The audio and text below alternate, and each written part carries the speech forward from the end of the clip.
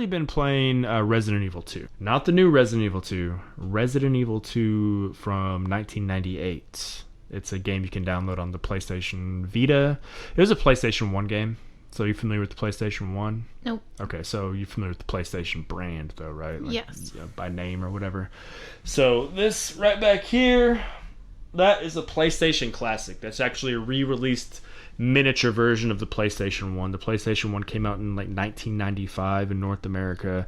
It brought popularized CD-ROM gaming. So with CD-ROM gaming, you were able to do things like have full motion video and CD quality audio. You know, it brought like a certain level of presentation that you couldn't get with cartridges, but at the same time, you know, it had its downfalls because there were long load times. You know, you had to wait for like certain scenes to load. But I really do think that it kind of like pushed forward the popularity of video games, like as a cinematographically. Anyways, they made stuff. The presentation was like a lot cooler because you could actually see real people like acting stuff out, or CG, which you didn't really have on cartridges and stuff. But Resident Evil was one of those games that it was scary. You know, it was a survival horror game. The original Resident Evil, you walked into a mansion and you had like 6 slots of inventory and you had all these puzzles that you had to figure out while you're like surviving zombies. And they're moving very slowly, but you know, so are you. But Resident Evil 2 came out in 1998. I remember playing it so vividly.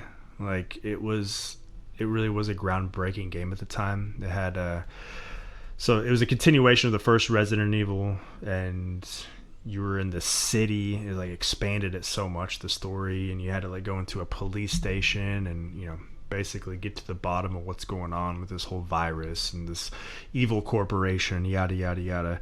But the way that the game worked was you had a male and female main character, and like you could play the game as the male and then go back, start the game over as the female, which was occurring concurrently to the game you just played with the male. And the decisions that you made in the first time when you played with Leon actually affected the way you played through it again. You know, you could pick up items in one, and then you play it again with her, and those items are gone, or vice versa. You know. You said Leon. Is that the male character's name? Yeah, Leon and Claire. Yeah, okay. Leon Kennedy. The voice actor actually just recently died. Oh, really? I think from coronavirus, honestly. That's but sad. I'm not sure. But yeah, it was sad. It was a big chunk of my life. I played through that game so much. I loved it. And they recently remade it. A year ago, they remade it for the PlayStation 4 and Xbox One. People said it was such a good remake. So I own it. It's one of the games that I had on my Hunting Them Games video on YouTube. And before I play it, I want to go back and play the original again.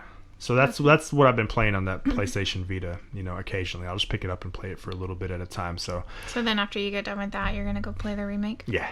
Cool. So then I'll have a better frame of reference of like what they got right, you know, and what they changed, because it has been.